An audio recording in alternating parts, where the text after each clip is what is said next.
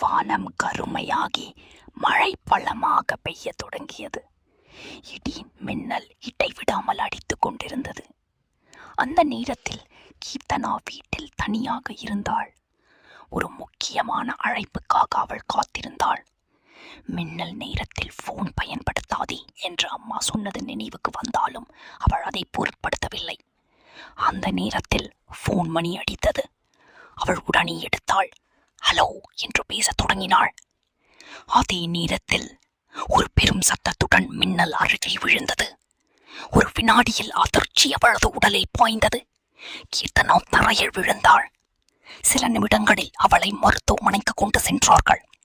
அவள் உயிர் தப்பினாள். ஆனால் வாழ்க்கை முழுவதும் பாதிப்புடன்.